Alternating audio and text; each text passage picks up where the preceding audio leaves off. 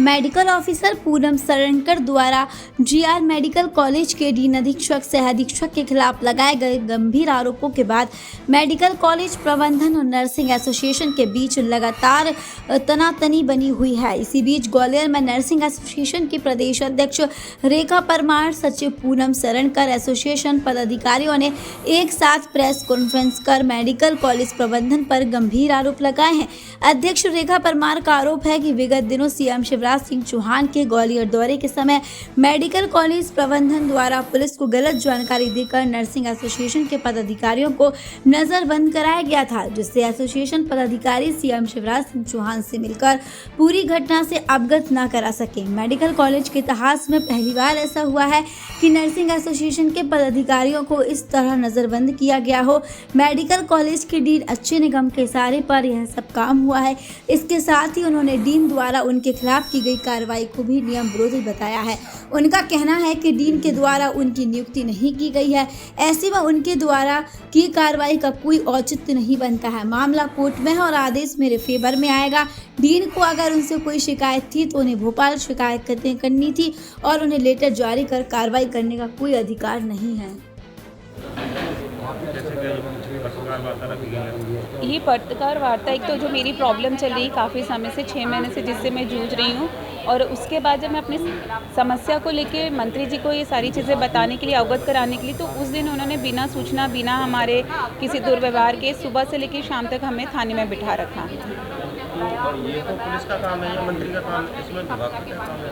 अब वो तो विभाग ही जाने, क्योंकि हम तो हमारी परेशानी लेके सर के पास जा रहे थे, मुख्यमंत्री जी के पास।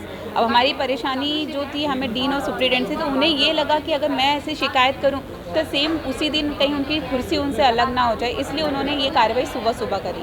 जैसा कि आप आरोप लगा रही हैं कि मुझे भाव बुलाया या बुलाया, तो इसके कोई साक्ष्य? हाँ बिल्कुल, जब मुझे ये चीज़ बोला गया, मेरी एक साथ में मेरी सहपाठी गई थी, उसके सामने ये चीज़ें बोला गया कि तुम्हें कमाने की क्या ज़रूरत है, तुम तो बहुत पैसा कमा सकते हो, तुम शाम को आके मुझसे मिलो।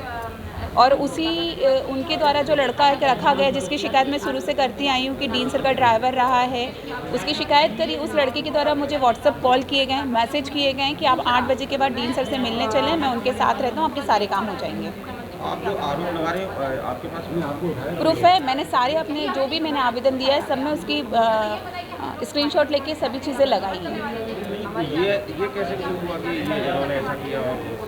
भाई देखो, मैं एक लड़की हूँ, अगर मुझसे गलत नियत में कोई व्यक्ति, कोई भी आदमी मुझसे बात करेगा तो इस चीज़ का मुझे एहसास है कि सामने वाले की मंशा क्या है। ये चीज़ मैं बार बार सबको समझाती आई हूँ कि उनका इस तरीके का कहने का मतलब ये था कि तुम, मतलब जो सहायक अधीक्षक था देवेंद्र कुशवे सर, उन्होंने क्या बोला, ये लड़की मुझे अंटे में चाहिए तो मैं इसका काम होने दूंगा। मतलब क्या है, आप सोच सकते हैं कि उनकी भाषा कैसी है बोलने की। तो इसमें कोई पुलिस ने आपने एफआईआर? मैंने अपने पुलिस में भी आवेदन, आप समझे, मैं अपने आवेदन लेके कंपू थाने जा रही हूँ, लेकिन थाने में मेरा आवेदन लिया नहीं जा रहा। मैं जन सुनवाई में गई, जन सुनवाई में उन लोग को मेरे जाने से पहले सारी घटनाएं पता थी, लेकिन उन्होंने फिर भी मेरे किसी आवेदन पे कार्रवाई नहीं करी। ऐसा क्या रहा आपको भोपाल में किसी करनी पड़ी, प्रेस कॉन्फ्रेंस करनी पड़ी? देखो, हम हमारी बात तो हर जगह रखना चाहते हैं, वहाँ पे मंत्रियाँ सारे, जो हमारे डिपार्टमेंट है सारा वहीं से जुड़ा हुआ है। हम वहाँ पे सभी को मेरी परेशानी से अवगत कराना चाहते हैं, क्योंकि मैं रोज़ ही हमेशा 6 महीने से इससे लड़ रही हूँ, लेकिन उसका कोई निराकरण नहीं निकल रहा है। इसलिए हमने उस क्षेत्र में करा था ताकि हम मंत्री से डायरेक्ट वहाँ पे बात पहुँचा सकें। क्या प्रशासन पे आपको भरोसा नहीं है कि आपके एक आवेदन जो आप तक पहुँचे हैं, जब तक पे कार्रवाई नहीं हुई? देखो, आवेदन मेरा काम है देना, मैंने दिया, मैं उसके फॉलोअप के लिए मैंने उसके रिमाइंडर भी भेजे, लेकिन मुझे आज तक कहीं कोई पॉजिटिव नहीं मिल रहा है रिपोर्ट, क्योंकि मुझे सिर्फ ये जानकारी मिलती है कि हमारी संस्था ग्वालियर में कोई संघ का हाथ है उन अधिकारियों पे, इसलिए मेरा कोई काम नहीं हो रहा है। और आप पर उस विभाग ने कार्रवाई भी की, मैं उस विभाग की कर्मचारी नहीं, मतलब मैं आपकी बात नहीं समझी, किस विभाग की कर्मचारी नहीं हूँ? डीएम के अधीन आ रही है तो डीन भी डीएमई के अधीन है भाई। ये संस्था पूरी जीआरएमसी जीएच डीएमई के अधीन है। फिर उन्होंने आपके ऊपर कार्रवाई? वो नहीं कर सकते ना, डीन मेरा लेटर निकाल ही नहीं सकते। इसी पे आपका मेरा ये कहना है कि मैं कोर्ट में हूँ, न्यायालय की शरण में हूँ, न्यायालय का जब भी फैसला आएगा वो मेरे फेवर में होगा, ये मुझे पता है। क्योंकि मैं डीन मेरे को ट्रांसफ़र कर ही नहीं सकता, तो उनको अगर ऐसा कुछ करना था तो भोपाल जाके वो अपने संज्ञान में लेते, भोपाल जाके उनको बोलना चाहिए था, मेरी शिकायत डीएमई को करनी चाहिए थी, वो करते, वहाँ से जो भी आदेश होता तो करते, क्योंकि क्षेत्रीय कार्यालय ने सीधा लिखा है कि रेखा परमार डीएमई की एम्प्लॉई हैं, मेरी सीनियरिटी लिस्ट डीएमई में है। 2020 में जो सीनियरिटी लिस्ट निकली है उसमें मेरा 185 नंबर पे नाम है। मेडिकल एजुकेशन में मैंने स्टडी लीव ली, नियुक्तिकर्ता एजुकेशन लीव देता है, डीएमई ने मुझे बीएससी करने की परमिशन दी, उसका लेटर मेरे पास है। मेरे सारे टाइम पे स्केल जो लगे हैं वो डीएमई ने लगाए, भोपाल से संचालित होते हैं।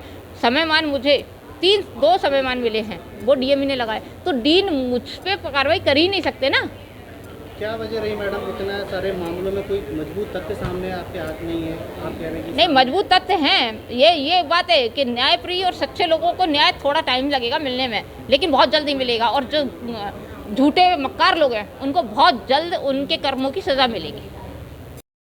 देखिए, मैं पत्रकार वार्ता आज इसलिए रखी है कि जीएच के इतिहास में पहली बार मेरे संज्ञान में आया, बल्कि मैं 35 साल की नौकरी में मैंने पहली बार देखा है कि यहाँ के अधिकारियों ने पुलिस प्रशासन को भ्रमित करके हमें पूरे दिन नज़रबंद रखा। हम अपने मुखिया से, मध्य प्रदेश शासन में चिकित्सा शिक्षा मंत्री से हम अपनी मांगों को रखना चाह रहे थे। हमारी 4 ज्वलंत मांगे थी प्रदेश की, हम उसको रखना चाह रहे थे। एक पीड़ित महिला पूनम सरनकर, उसका मामला उनके संज्ञान में लाना चाहते थे, लेकिन अधिकारियों को लगा कि हम फंस जाएंगे, उस डर से उन्होंने हमको पूरे दिन वहाँ थाने में बिठा के रखवाया गया, जो कि बहुत ही गलत संगति है। इसके लिए मैं माननीय मुख्यमंत्री के पास भोपाल जाके ज्ञापन दूंगी। माननीय चिकित्सा शिक्षा मंत्री को भी संज्ञान में नहीं है कि हमको रखा गया है, उनको भी मैं ज्ञापन देने वाली हूँ।